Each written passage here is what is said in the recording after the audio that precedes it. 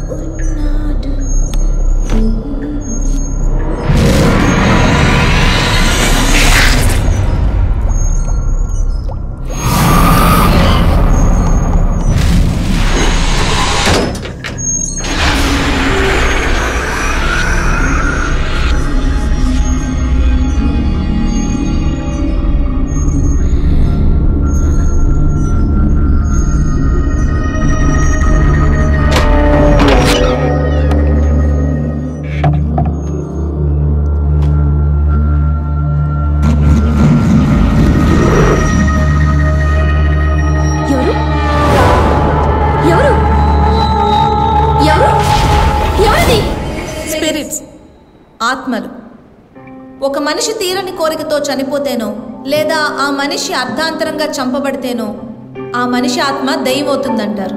So మీలో ఎంతమంది దెయ్యాలున్నాయని నమ్ముతారు? ఓ, ఆల్మోస్ట్ అందరూ. సరే, మీలో ఎంతమంది దెయ్యాలని చూశారు? No one.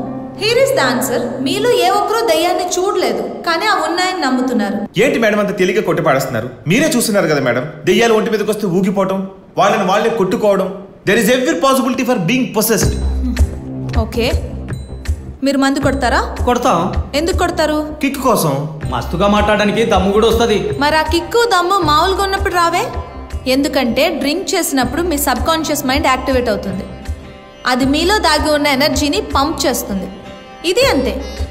Mind hyper active అవడం వల్ల, ఎదుటి వాళ్ళ గురించి ఎక్కువ ఆలోచించడం వల్ల ఇలా జరుగుతుంది. ఓకే, కాసేపు దెయ్యాలు ఉన్నాయని అనుకుందాం.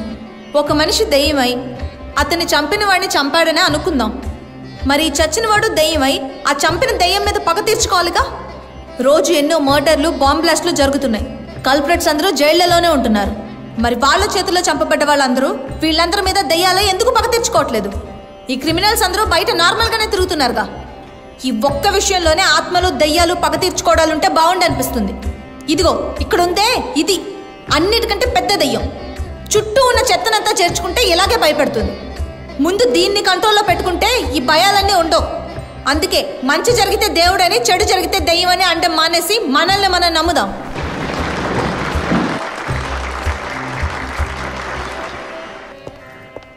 ఆగమ్మా చిత్ర, నీ స్పీచ్ చాలా బాగుంది.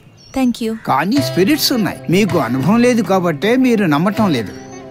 నిజాలనేవి అబద్ధాలుగానే కనపడతాయమ్మా, మనకు ఎదురయ్యేంత వరకు. నో వే, నేను ఇలాంటివన్నీ నమ్మను. Anyway, thanks for the complement. నువ్వు నమ్మే రోజు త్వరలోనే వస్తుంది చిత్ర.